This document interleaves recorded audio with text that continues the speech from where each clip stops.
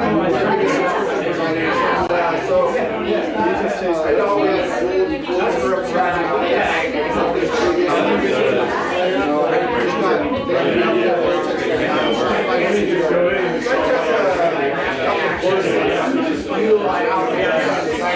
I get everybody's attention? Can anybody whistle really loud? There you go. Sounds like it. The show is starting. All right, the show is starting. All right, well, thank you everybody for coming. This is an awesome turnout for our very first meetup that we kind of just threw together, thinking that there were some other like-minded people who wanted to talk about tech and startups here. So hopefully we can keep this going.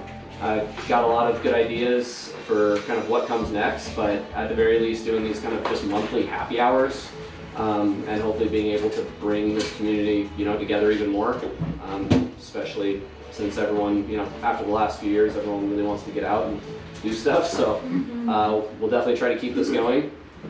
Before we get started, just want to give a big thanks to Claude and Uptech Studio. They're our only sponsor at this point, for the space and the food and the drinks and everything. Couple notes, if you haven't already, if you wouldn't mind scanning that little QR code over there and filling out a little bit of info on the form, just trying to get a feel for who's showing up and what you guys want to get out of this. If you haven't joined our Slack channel as well, we do have a Slack channel, hopefully to foster communication in the community and also get real-time updates of any plans that we have, or send me all of your ideas for what we can do better and what we can do next. And especially if you want to come up here and be a volunteer and give a talk at some point. So that's all I had. Any other notes that I missed? Nope. Do you want to tell us about Bentech? Bentech. Yeah, what it is. Oh, the Uptech. Excuse me, sorry. Bentech's a co-working space. Yeah, so Uptech Studio is, we do consulting for startups and also have some of our own products. And so kind of just really, I guess if I haven't met you, I'm Kyle, and this is Claude. And yeah, we kind of put this together just because we both really love startups and really love working with startups and everything in the startup space and everything that they represent. Especially in the technology space. I also organize another meetup that's strictly tech-based and not really on the entrepreneurial side, called BenJS. So if you're interested in nerding out on a bunch of tech stuff, check us out there too. But we really wanted to bring everyone together who had that kind of dual love of startups and technology and how they work together, and kind of fostering that community here. And Uptech Studio just wanted to be a part of that, and they were gracious enough to help support all of this. So yeah, we work with startups and do consulting, technical consulting, product consulting, strategy, all kinds of stuff, and also putting out a product recently, actually a couple months ago, did a talk at Hub Talk called AppFit, and it's a metrics app. For helping startups kind of keep track of their metrics super easy in the palm of your hand and have that team communication around your metrics and kind of keeping track of that. So at some point I'll convince Todd to come, sorry, talking a lot. Convince Todd to come up, my dyslexia coming out, to come up and give a talk on that as well. But today we have started with 2, and now we have 3 quick presentations that we'll go over because we convinced someone else to come up. Yes? I was just going to ask if you would mention that you're going to be presenting all this to a bigger crowd at EDCO's Pub Talk. Yes, absolutely. I forgot about that. Yeah, so this coming up Pub Talk, you should all come because Pub Talks are awesome. I will be doing an update on BenJS and talking about this community that we just started. And I'll be giving kind of an update on just the communities, especially around tech here in Bend. And you have a podcast. Yes. And I have a podcast. It's like a crowdsourced presentation. Yeah, I wasn't trying to make this a presentation, by the way. And you're remodeling your home! A lot of stuff. But okay, on to someone else. Our first presenter is Emmanuel. He recently did a talk at Pub Talk and is going to be talking about his cool service. I'm gonna completely leave this up to him and the other presenters to dive into what they're talking about, but he's gonna be giving a talk, and then up next is gonna be John, is it Freese? Yeah. Perfect. So John is one of the original founders and leader of StarveUps, which is a kind of accelerator here in Oregon, and he's been helping with pitches with other companies for a long time and done a lot of startups himself. So he's going to be not starting with a pitch, it's starting with kind of a description of the current state of startups in Oregon, and then moving into his current company, which we got some samples over here. So take a look. It's not strictly tech, but we brought in a master of pitching to give us an example of what a really good pitch looks like, and kind of be available for conversations. I know I'm putting you on the spot here, but and then also a really good resource if you need help with pitching and help as an early stage company. And then finally, we talked Jessie back there into giving a talk on her cool app that she's getting ready to launch or in the process, which in the short time that I talked to her convinced me that it was pretty cool. So she's going to give a quick presentation on that. And so we're going to keep each talk to 5-ish minutes. John might go a little longer because he's doubling up, and then open the floor up for questions, feedback, whatever. Really our goal with this is to provide a safe space for people to come up here and practice their pitch. Ask a question that might be haunting them in their startup and that they think other people who've gone through the same thing might have answers to. So we want to keep this really informal, so if any of you guys want to come up and practice your pitch, ask questions, whatever it might be, just reach out. And that's kind of the goal, is to just foster that sense of learning and communication and getting people together to help with whatever it is that you might need. Cool, so without further ado, Emmanuel, want to take it away? Thanks, Kyle, for that great job. My name again is Emmanuel Ogala. I am the CEO and co-founder of Josplay, and today I'll be talking to you about Josplay and practicing my pitch with you guys. So please feel free to give me whatever feedback that you've got. So Josplay, what we really do is we provide music metadata and intelligence to digital music service providers to help them understand the African music content, as well as maximize their profits or revenue on African music content. And basically, the problem that we solve for our clients is that of revenue. But the pain points for their own clients, because we are essentially a B2B business, but the pain points for their clients is, take for instance, if you ask Siri today to play you a calm rock music, Siri is going to do a very good job at picking a good rock station off of Apple to play to you. But if I did the same thing in Lagos, for instance, I'll get a very terrible result. In fact, if I ever get a result, because we just don't understand African music enough. There's not enough metadata to build such applications on African music, and that is where we come in. So the problem we really solve is that of revenue. People are really beginning to wake up to African music. It's beginning to go global, and so a lot of the big companies, tech companies, are fighting for a spot for the market. Apple is there, Spotify, Deezer, Pandora, and all that. But yet, the revenue coming out of Africa is really very tiny, and that's because everyone is, streaming without intelligence. So they are leaving a lot of money on the table, and what we try to do is help them understand this market and the audience, and match the audience with the market, and open up a lot more market for them to make more money. And so we do that by providing music metadata, like I said earlier. And how do we do this? We take every piece of music and try to study the music, augment its editorial metadata. And editorial metadata here is things that help it play and display on your device. And how do you also pay when you play? Who made this? Who's the composer, and all those kind of data. And the other thing we do is after that, build intelligence around the music. Like we learn from the locals. How do they describe this music? And build machine learning algorithms that help us tease out descriptors that gives us these descriptors come very close to how a local would describe this music, and so it makes it easier to target an audience because the way we listen in Africa is a bit different, and our music is very heterogeneous.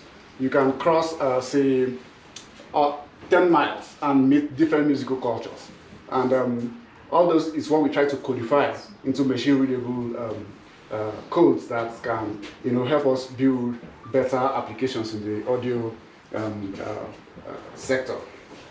And so in the end, what we get is a very holistic metadata that helps people play, display, and know who to pay.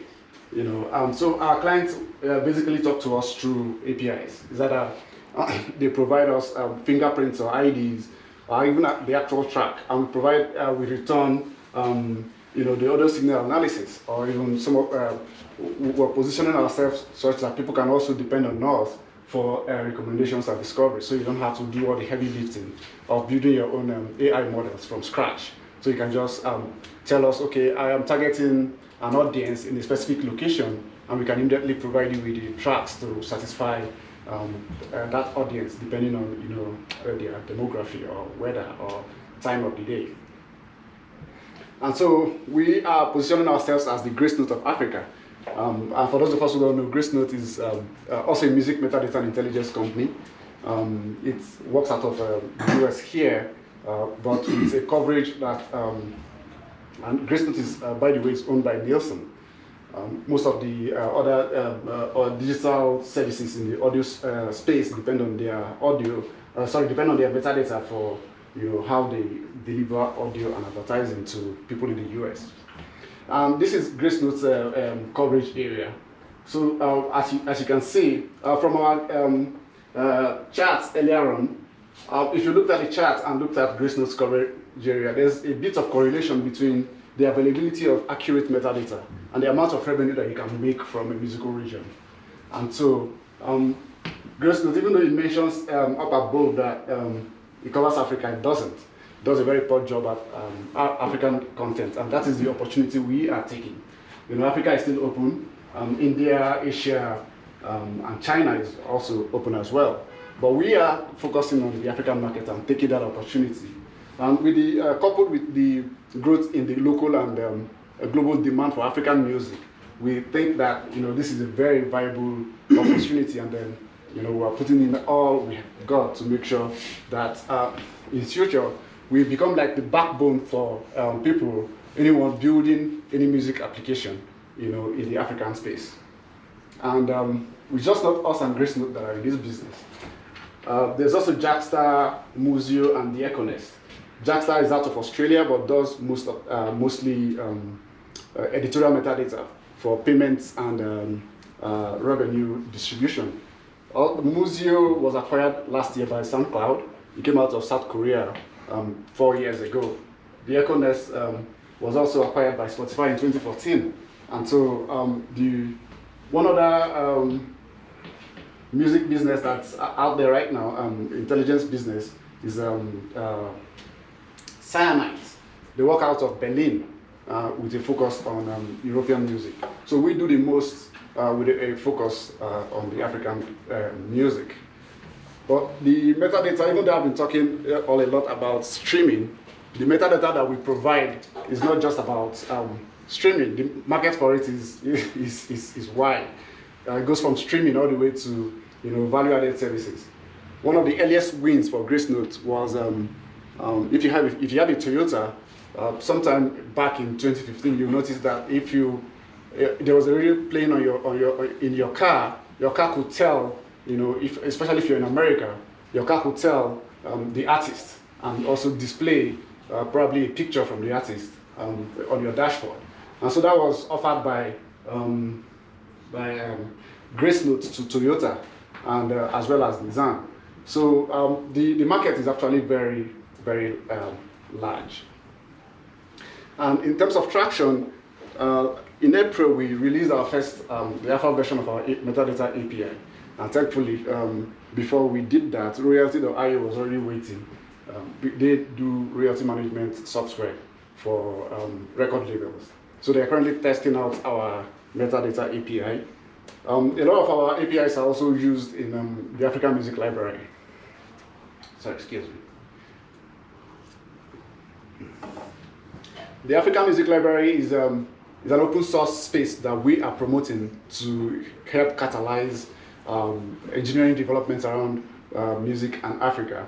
And so we have made a lot of our knowledge and data available on that library, as well as our APIs being used there. And also, thankfully, in January, we entered a partnership with Premium Times. We're supposed to build them a custom solution. It's a radio station that will live on their website. It's a newspaper, by the way. The radio station will live on their website, and they have like 21 million viewers every month. And so things are beginning to kind of pick up for us. And our general business model is B2B. So you never, as a music listener, you never get to interact with us directly, but you interact with people that we provide service to, and they help make your experience a lot better. So our projection is that we're able to hit close to 5 million per annum in the next 5 years, and make our first million in the next 2 years if everything goes as planned, which they never do. So my team, myself, I am a software engineer from Seattle U. Before starting Josplay, I worked as a technical director with Freeman Co. Jidofor is my other co-founder. He works out of Nigeria and heads our Africa operations. But he's a very good business operations and brand expert. Adobe is a physician. She's in charge of our research. She works out of La Pine here as well. And we've been building, the three of us will be building this as a committee of friends. We've actually been building together since we were in college for over 20 years now. And right now we are thinking that we need to scale, we need to run a lot faster. The speed, the velocity at which we want to run right now is kind of deeper than our pockets can carry. So we've been talking to early stage investors. I'm also hoping to connect with more early stage investors to help us, scale this dream. And thanks to Jesse, he's been very helpful to us in advising us and bringing us to the table with early stage investors.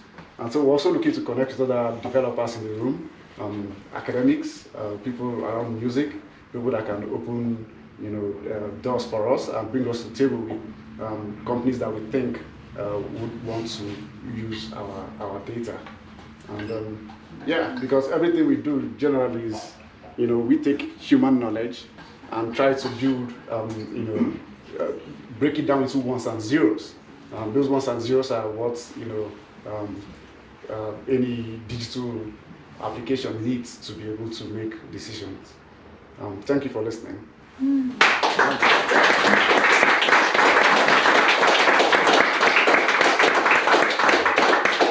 Maybe if we want to open it up to questions.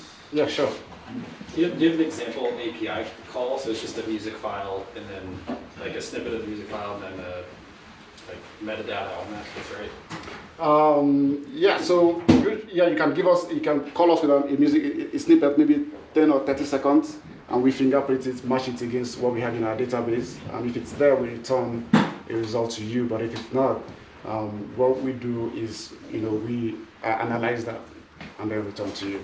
But an example of, usage right now would be on our African Music Library, where, we're publishing most of what we do. What's the site? Yeah, African Music Library. African Music Library. .org. Yeah, .org. Yeah. What's your current usage on that? So this is about 7,000 users per week. Yeah. Are you tagging things yourself? How are you doing? Yeah, so that's a very important part of what we do. We have an annotation team, a QA team, and a musicology team. So the QA team takes care of making sure the editorial metadata is correct. That's things like the name of the artist is spelled correctly, the composers are intact, and all that. Then we have a musicology team which is responsible for annotating data, so that they can annotate stuff from genres to emotions, energy and all that. Gotcha. Yeah. You have some pretty good tech in there, it seems like. Yeah. You talk about some of the other verticals. What's your 5-year plan? Yeah, so we want to position ourselves as the back end for music development when it comes to African music, such that you can get data to build applications for listening, you can get data to settle claims, you can get data to settle royalties, or get data to even display on the website if maybe you're writing about an artist, cover photos or pictures, recent pictures. Basically, that's exchange for, call it a kind of data exchange for music. That's where we see ourselves growing into. Yeah. Have you thought of pivoting and just offering this like a paid streaming service? And it seems like revenue-wise, like that could be a lot larger than 5 million of fees. Yeah, we've thought a lot about that. If you look at it from the outside, streaming companies would be like, oh, it's popular, it's making money. But the truth is, it takes a lot of infrastructure to make money out of streaming. They're not really making. Spotify is still not breaking even, and competition is beginning to get stiffer. We are looking at that vertical, but we are not very certain that we want to go in that direction right now, just because it takes a way lot more investment than we are looking at in the next 3 to 5 years to make substantial revenue or profit even. We have our eyes tied to profit rather than revenue at the moment. Yeah, I mean, it makes sense. I guess my first thought is just like compared to like 5 million in revenue, it's just like there's people who would give you money even if it was like barely profitable, but a larger revenue number. Like that seems like just a different tactic to that's maybe try. Yeah. Thanks for that feedback. Yeah. Yeah, if you look like 4 years out, where do you want to be? Oh, 4 years out. 4 or 5 years out. Yeah, so we would have, the ideal place for us in 4 years from now is that we've touched, at least studied and indexed at least up to 80% of the total recorded music in Africa. And then probably be servicing guys like Apple or the big tech guys, providing them service to help them get into the market and make revenue off the market. Mm-hmm. So that's our goal. How do you source the music? How do you source the 80%? Oh, yeah, so there are also in the industry people called distributors. So they take audio files, store them on AWS, and you can pay to get them for a small fee. But a lot of the things that we also work with are not online. So we have to either go into the streets, buy up the CDs or cassettes, or some of them are still not even produced, and we pay the record labels to produce them and then hand them over to us. So if I understand correctly, your revenue model is primarily through your API and data, correct? Mm-hmm. And it sounds like what's also pretty cool is that the original artists in Africa are getting more purchases through your API, if I understand correctly. Yeah, so they get more plays, they get more discovered because now digital services applications or even AI-backed applications can understand the music. So if I'm in Lagos and I said, play me a calm juju music, someone who's local and who would never have been featured in a playlist that is derived or built by an AI, then gets featured, they get played and then they get paid. So a front-end application through your API and data would be able to present African music artists to the users, and then the user, through whatever, Spotify or whatever, would then be able to find and purchase the music from the African artists. Yes. So that's pretty And cool. the important thing is that right now we just have billions of songs out there, and it's so difficult for a single DJ to be able to know all the artists that are available. So you depend on AI to kind of recommend and suggest what would be valuable to the listener. And if they don't have all this data, it becomes, they just get excluded. Can you get the artists to put the data in for you? Yeah, so of course, one of the reasons why we also set this up was that, when you talk to record labels about data in Africa, they haven't caught on with it yet.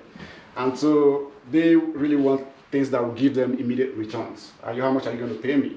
But, but what we're building, we know that once we have it, that you get paid and then you can get paid. And so we collect data directly from the artists. We have a form here where people can, submit data to us directly, or even record labels can talk to us and submit their data. So, yeah. How many people do that per week? Per week, right now we have one. It's not stable. Yeah. So it's, for billions of songs, it'll take a while. Yeah, it'll take a while. We launched this in September. Yeah, okay. So around distribution of the content that you're curating specifically, for example, podcasts still predominantly distributed via RSS feeds all over the internet. Do you guys have that functionality and capacity in place? Have you considered it? And what's the use case? Yeah, so we, for us, we have a podcast distribution that's coming up on this site, native podcast distribution that's supposed to come up on this site. We're still building the contents for that, so we're not using the RSS feeds.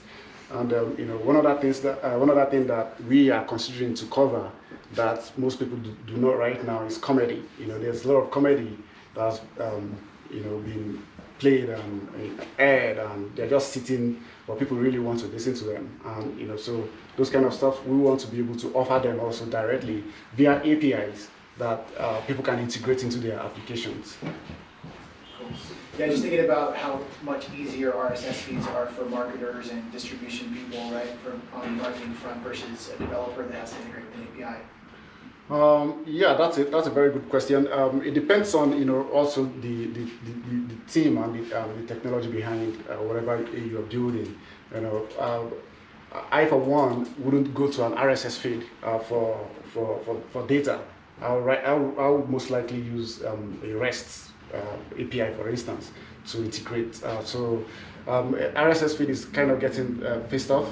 And people are moving more towards REST APIs because they're just more easier to deal with. And with the world of, for non-developers, JavaScript right now, everybody wants to get something that is as close as possible to JavaScript. So, real quick, my apologies, we kind of started late, but we didn't even move on. So, two questions or two things. One, where can people find you if they still have questions? Yes. You can find me on LinkedIn, Emmanuel Ogala, or as well, you can find me on African Music Library. You're also on the Slack channels. Yes, I'm also on the Slack channel as Emmanuel Ogala. And two, just real quick, does anyone have any just kind of high-level feedback? Anything they noticed? Just for him to take over. I think your revenue business model is really solid. Thank you. I'm just thinking that maybe down the road, one exit strategy a lot of startups do is they get bought out by one of the Apple Music or one of the big players. So I don't know if you might have that option presented to you.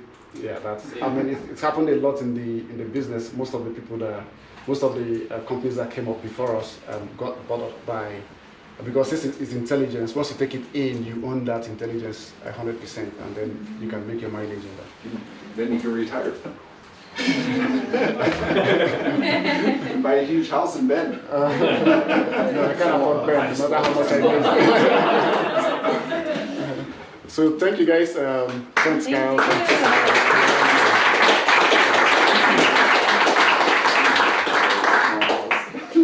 John, you wanted to use this for your slide? Is that cool?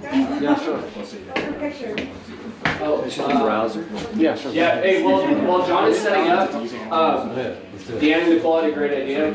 Very first picture, or very first meetup, if everyone wants to get up here, they're going to take a picture on the Edco side. That way we can look back in a year and Let's do it.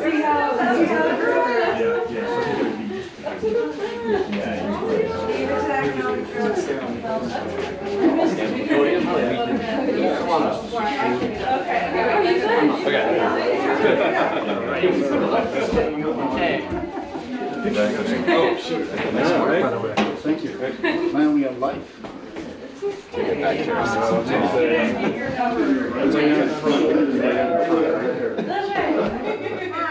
Five, 4, 7, 3, 18. I got smile. Are you trying to distract us? Yeah, no, go. Okay, now read John. I'm taking a video. That's what this is. Perfect act, maybe that. And Joe, man. I'll be right with you. That was awesome, man. That was great. Looking forward to seeing you, Kyle. Great. Hey, Claude. What'd you do last time we do this? It's remote. Hey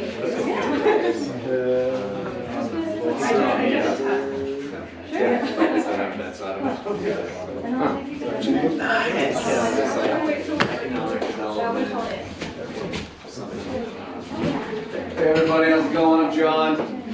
Nice to meet you. Thanks for coming out. Invited here, Kyle and Clyde, and actually my close friend Christian Ray. I got my colleague here too, Margaret, that's back there. Known number of you in the room. I was ultimately asked just to sort of talk about the sort of state of startups. And so I can do that if you want, and then I'll just give you a quick pitch on our company as well. So I guess the reason we were asked to talk is because we helped start this organization 23 years ago.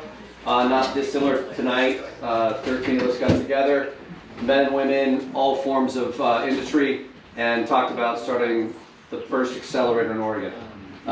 In that room that night actually were 15 people, 8 startups. We met for 4.5 hours. We talked about what we could do to help each other succeed. We set up a series of tenets about it being for founders only, driven by founders. We wouldn't take equity, we wouldn't charge fees. And then the next day I got a call from one set of those founders. They had a company and they said that they were not going to participate. They couldn't give that much time and energy and effort to their peers. They're the only ones that went out of business. Of the remaining 13 founders, true story, the remaining 13 founders, there were 7 companies. We all sold our companies for a collective of about $65 million. And then there's one left that does about $20 million a year in top line. We were all Oregon-based startup founders. We were all in different industries. We were all in our early 20s. There's absolutely no statistical possibility that all 7 would have made it. So what we decided to do was basically do what really matters in life, which is create community, support each other for free, not take anything, have no motives, and ultimately build something that no one's ever built because they can't and they won't. And so what we decided to do was say, let's put the power back in the founders' hands. I think the state of startups will always be the same. You're going to do something that no one else has decided to do. Don't get me wrong, you can copycat another business, and maybe that is something that someone else has attempted to do, but if you're doing a hardcore, I would say, real startup, you're trying to accomplish something that no one's ever done before. The reason you can do it is because your whole life has led up to that point. You were raised with a brother that was autistic or had Down syndrome. You lost a family member early on. You grew up in poverty. Whatever your set of experiences were, and the set of skills that you've gained throughout the course of your life, make you very uniquely capable of creating a solution, whether it be product or service, that no one else can create. The other thing is it creates a sense of purpose. And so that's what StarveUps was all about, and that's what it still continues to be about 23 years later. We look for founders, they come to us, we look for them, that are ultimately trying to change the game, trying to change the world, trying to create something that doesn't exist that actually solves a real problem. These companies are not in it for making money first and foremost, they're not in it for the cachet, they're not in it for any of the bullshit. They're in it because their life's incomplete if they don't do it. So 23 years later, we have 360 founders that have been through this organization. Again, we've taken 0 equity, 0 fees. We've been completely volunteer-based. I've been the executive director the entire time. With that being stated, it's a shit ton of work. It's a lot of work. And it requires all of us to help each other drive forward. But you can see the numbers here. He's actually outpaced any accelerator in the world. We actually had an international journal call us a number of years ago and interview us. It's the most statistically successful accelerator in the world. Why? Because all it is people helping people with no motive whatsoever. And so in the end, we've had 35 exits. Our companies have raised just shy of $600 million. We've actually moved up to 4 public offerings. We brought $1.4 billion back to our investors. But I don't care about that. What really actually matters is right now, 8 out of the 10 people that have started companies in StarveUps still have their businesses or have exited. the statistical likelihood is that about 14% of them should have their business. So what it goes to show is no matter what you're doing in life, it matters that you surround yourself with people that actually give a shit about you, that actually will do things for you because they care about you, and they're gonna help drive things forward. So we've taken a lot of heat over the years as an organization for not being quite the same as other accelerators. That's because we're not. What we end up doing every single day is doing the work that no one else will do. And in the end, if you can do that in this organization, you can do that in your general life, I think you'll find you'll have massive success. Because in the end, all that matters is relationships. That's it. So that's StarveUps. If you have any questions on it, you can ask me, otherwise I'll pitch you on Metolius. What's the work that no one else will do? With this organization? Yeah, you said that you do the work that no one else will do, so what does that mean? Okay, so we run about 100 events a year in Portland, Eugene, and Bend. We cover all the costs ourselves. Literally, the founders put in the cash. We coordinate them just like this event, but imagine having 100 of these a year. We don't charge for food, we don't charge for anybody to be there, we don't take equity from the startups. The other thing the organization does is we actually accelerate our companies from the day they get in until they exit. Our average company is in our organization for about 6 years. I can take 15 phone calls. The three of you could meet up with a series of founders 4 or 5 times a year, separate from the events, and then we ultimately help them transition through every single stage, whether it's go-to-market, whether it's raise capital, whether it's exit. So at this point, the organization starts and helps people come up with brands, helps them come up with product ideation, helps them come up with go-to-market strategies, helps them raise capital. When they get to the exit, of the last 35 exits, 25 of them, we pulled a group of men and women together that have been successfully exited founders and help them go through term sheets, help them negotiate, help them do employment agreements, just the whole gamut, all for free. So if you were in the organization, I might ask you to give up somewhere in the relative neighborhood of 150 hours of your year in order to do that. But you're running a startup, you're already working 3,500 hours. So it's the work that people won't do because you're not getting paid. And because ultimately, it's just more for you to do. But the value, the return is massive because you're doing basically the most purposeful work you could possibly do for your peer.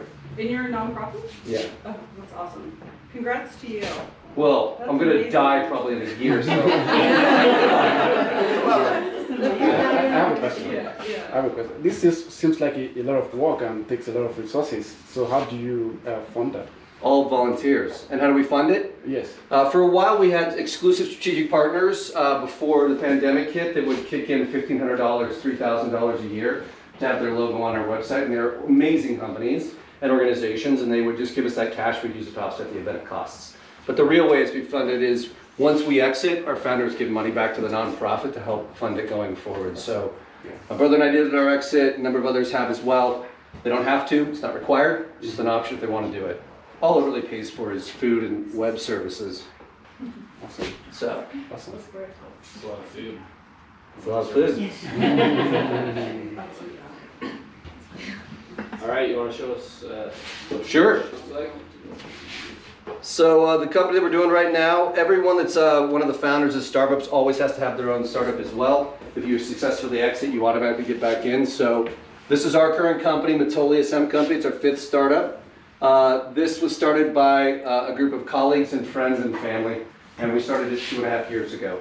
And our mission is pretty simple. We have a thing called the Exit Pact. What it means is we're trying to help people exit from pharmaceutical drugs, alcohol, caffeine, and tobacco. And so what we do is we actually produce a series of consumer products. We're vertically integrated that literally replace your cigarettes, your dip, your chew, your coffee, your alcohol. And so we use cannabis throughout the whole process to do all of it. And so we're vertically integrated. So we've been farming here in Bend for about 5 years. Over here is a series of the products that we have. So literally cigarette replacements, literally cigar replacements, literally dip replacements is our #1 selling. You've probably seen Zyn. It's the #1 valuable nicotine company. And what they do is you actually just put it in your mouth and it gives you 6 milligrams of nicotine. This is completely organic. It has no nicotine. It has no byproducts. And it's 4 organic ingredients. And my 12-year-old autistic son is the reason we invented that product. He was having trouble keeping tincture under his tongue long enough to have the effects. So we launched this product, and now it's used by people all over the country to reduce anxiety, help them sleep, improve their pain. So our long-term goal is to just keep launching these products based on consumer demand. I don't know, I can actually scroll down this thing. That does one thing. We believe that all of us have vices. All of us have certain things that we feel that we deserve to have, whether it's a glass of wine or a cigarette or a dip. whatever it may be. Might be the 4th cup of coffee. So what we do is we take the powerful nature of the cannabis plant, we grow it ourselves, and then we have 3 main ways that the plant comes out. It's either flower, which you use as smokable, distillate, which is the oil, which we put in things like tinctures, and then last but not an isolated molecule, which they call isolate, which is a powder. And we use those and we mix them together. As you'll notice here, many of these have 2 cannabinoids on them. CBD is the most popular, but CBG is actually one of the things that differentiates our company, because CBG is what they call the stem cell cannabinoid or mother cannabinoid. What it does is it actually cleans out the CB1 and CB2 receptor. It has no THC in it whatsoever, and it increases the uptake of all cannabinoids. So by mixing this in with our products, we actually get a greater overall effect than our competitors. The reason our competitors don't do it is it's expensive. They're not vertically integrated. About 70% of companies in this particular industry are white labelers, meaning they came up with a brand. For example, one of the companies we worked with ended up doing Martha Stewart's gummies. Awesome. Martha's way deep in this stuff, right? Well, Martha Stewart's gummies run for about $7. There's 5 of them in there. They have about 10 milligrams of CBD. To give you a sense, this runs for $20. It's got 15 pouches in it. It's 1,500 milligrams. So in the end, they're underdosing. They're trying to win you over with brand. It's not efficacious. And so what we do is we produce any product that you would use on a daily basis, on a consistent basis, and we'll do 3 things. 1, we'll match the form factor. If you smoke cigarettes, we'll match your cigarette. 2, we'll match the price point. We will be vertically integrated. We will lower the price enough to where it's a 1-for-1. And 3, we will make it have the exact opposite health effect. This is our newest product, River Vibes. It's right over there. This is with collaboration with a company here in Bend called Kinergy. It's a direct replacement for Red Bull and Monster. It's all organic. It has 55 milligrams of CBD. And in the end, it's exactly the opposite of Red Bull in regards to its impact in your body, but the impact to your overall energy is the same. So we're just going to keep doing this and doing this and doing this until we can help people change what they're doing. If you want to change behavior, the fastest way to do it is to give someone exactly what they're using now, but just make it better. So in the end, we've been around for 2.5 years. The company just reached profitability, and we're building it to sell it, but we've got to sell to the right buyer that ultimately wants to help keep the mission going forward, which is all about medicine. So if anyone in your family or yourself has any needs around pain, inflammation, sleep, whatever it may be, we'll give you free samples on any of our products. And if you like them, if they work for you, we'd love to provide you them on an ongoing basis. Sorry, I tend to talk fast. I'm kind of pumped up. I get emotional about it, but thank you for your time.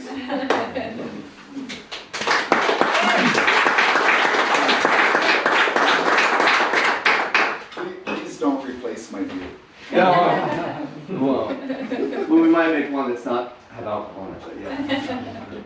I do want one piece of feedback, and this is just something I noticed from doing a lot of public speaking, is just a call out. You didn't say or oh or once during that whole pitch, and that's something I think everyone can take for a pitch, is you knew exactly what you were saying the whole time and just went through it. And everybody says at least once. But it seemed like you had that down pretty good. Smoked some crack before I came in. I did. The crack replacement. Yeah, the crack. With one of our big prototypes. It's a solid rock, it's bright blue. I appreciate that, but I think in the end it's the same thing. People always ask, like, how do you raise money for a startup, or what matters? And I'm like, just be yourself. Like, this is how I talk. This is how, like, intense I get. Like, this is how I dress. Like, it doesn't matter. The investors that really believe in you, the people that will join your company, the people who will buy your products, want to have an affinity towards you. All of these startups, they're not our identity, but I swear to God, they're a massive extension of your identity. If you want to spread the world what your true beliefs and tenets are on a soul level, build a fucking company that does something cool and different and impacts people and doesn't take advantage. That's fucking rare. No more bullshit. Like, the world's all fucked up. Like, it is. Let's make it better. And this is candidly, you can go private, you can go public, you can do lots of different things. But in the end, I think you gotta live your passion, your purpose, number one. Who cares if you die along the way? You'll be living your purpose. Love it. So a couple just logistic questions. Are you in bed? Yeah, we're in bed. Okay, and then have you bootstrapped? What's your where's your business at right now? Well, we farmed for 3 seasons before we started this. So we had 1 farm, then we had 4 farms, we had 7 farms, we had 84 acres of hemp. And we sold about $2.4 million worth of hemp, and we got, I was telling my colleague here, we got $1.5 million of that $2.4 million last year, and said, we have to stop doing this. What people were doing is they were buying our hemp and they were spraying it with THC and selling it to college kids. We caught wind of this, and we were like, screw that, let's build products that these guys are claiming they're building. So we started it 2.5 years ago. We self-funded it for quite some time. Fortunately, we had a large swath of assets, i.e. a ton of flour. And so the company started with like over $1 million worth of flour that we could utilize to start our company. So we passed it to a bunch of companies in the industry that turn it from flour into distillate or isolate. They have this thing called tolling. We give them our flour. They're like, I'll convert it to this form factor for you, the oil or the isolate, and I'm going to keep 50% of it. We're like, here you go. So we had all these assets to start out with, yes, but then since then we've subsequently raised money from various angel investors and funds that we've worked with for the last many years. What's your 5 and 10 year goal?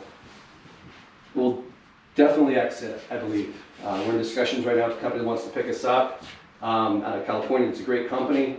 I don't know if the price is right or if we're fully aligned in regards to exactly where they would like to go. We're fine. We're just going to keep building it now that we don't need additional capital. And because this is all subscription based, by the way, you can buy any of these products one-off at our events on our website. But what we ultimately do is, if it works for our customers, they get on an annualized subscription. So there's a recurring revenue model. People aren't copying us because they can't sell them at this price point because they're not vertically integrated. And I think there's a big consolidation going on in our industry and many industries where all the little guys are going to be bought up. We're little. But I think what we're trying to do is move products to the market that haven't been there. When most people hear of CBD, they think of tinctures, caps, right? They don't think of cigars. Just to give you a sense, this cigar right here, we invented it. It's organic palm leaf. It has 5 grams. It's an 1/8 of weed. It's 50% CBD, 50% CBG, and it smokes for about 2 hours. We gave this to a gentleman in Florida. He was smoking 3 cigars a day, wealthy individual, gave a couple to his buddies. He sends us $568.50 a month on our subscription for these, and he swapped out his cigars for these. His wife now said, she said, you smell like grass, not ass. Works with people. I don't care if he doesn't put cigars. If he wants to, he can. We got an alternative. One more question. So if you think about exiting, and I feel like you have like such a great value proposition, and you're very like intentional about how you show up. So who would you exit to or sell to, or what does that look like for you? I think in the history, at least of the organization, what we found is the companies you generally exit to are those that you've built a rapport with over many, many years in the industry, usually at trade events. Maybe they've strategically invested, maybe they've licensed your software, they've white labeled your products. That's generally how it works. We just want to sell to a company that we believe is capable of keeping to drive the brand forward, that would bring our entire team on. This particular company we're looking at is uplisting to NASDAQ, so they'd be publicly traded. So I think it would give us a pretty big launching pad by which to go forward with, and they've been in a number of C-suite stores, et cetera, et cetera. So I think in the end, it just sort of naturally comes, right? It's like you find the companies, you don't go out there and constantly pitch something. By the way, investment bankers that sell companies, at least historically in StarveUps, have had a really, really poor outcome in regards to selling our companies. In the end, it's usually the founder meeting up with, or the founders meeting up with the buyer and building a relationship over time. And then they just say, we really want you in-house. You're like, great. So if I'm working for a startup right now, and I've been with them for about 3 years, Right. and they're pretty much on their deathbed.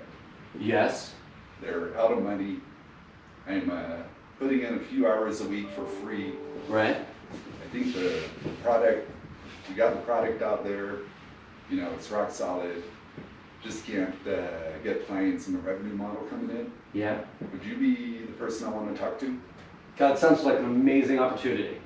No, you can definitely call us, for sure, for sure. I mean, if we can help, we'll absolutely help. I'll give you this card. Yeah, sure. If you could send me an email. Do you have equity in the company that's going down? I'm not one of the founders. I have some equity. I'm not one of the founders, but the founders are really nice, really, solid. We have like I said, we have the full product, the platform, all developed. Everything is 100% up to speed. Just can't make the sales and pull in the clients and the revenue.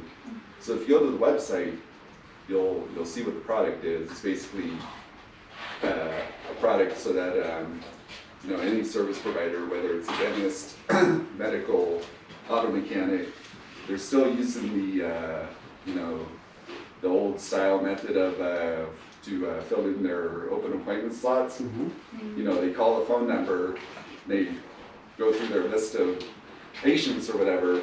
Hey, we had a cancellation, would you be available to come in tomorrow at 3 p.m., you know, on the phone? And we replaced all that with a platform based on the, of course, mobile. It's a scheduler. And I think it's a rock solid product. We got it up and ready. It's all completed, ready to go. Yeah, let's get coffee. Let's sit down and see if there's something that we can do to assist. Yeah, the founder is just, you know, my boss, the founder, he just can't convince, especially the bigger clients, to get away from the old phone method of managing their open appointment slots. This is always one of the primary issues I see all the time in startups. It's like the whole notion of like, what is your greatest skill set, right? If you're a pitch person, if you're a product developer, if you're a brand, you're gonna gravitate towards those things. Yeah. And so if you can add to the team to get someone that comes in there and does the sales, that's phenomenal. But I'm excited that you have an amazing product. I'm hopeful that there's someone we can assist and you guys can go and get some traction. Yeah, check out the website and send me an email if, you know, I'd love to chat with you more, John. I think it's a good reminder, especially for tech startups, and I've made the same mistake in my journey, but oftentimes, especially in tech, there's this propensity to forget to ask yourself one of the most important questions: who's gonna sell this shit? It's really, you just build a cool product, but like, yeah, there's another whole other side of that, right? And everyone that's spent time in engineering, they're like, oh, sales guys are so annoying, you know? But they literally are the people that are responsible for bringing revenue in the door. Yeah. So, once you've built the product and then you launch it and then crickets, then you all of a sudden realize, oh shit, they actually do something. And it's really, really valuable. Well, to add on to that though, is also a valuable salesperson will take the feedback they're getting from not selling it and help you pivot into product. Oh, right, yeah, I mean, good sales guys are helping drive product development, right? So there's a tight communication between those gaps. So.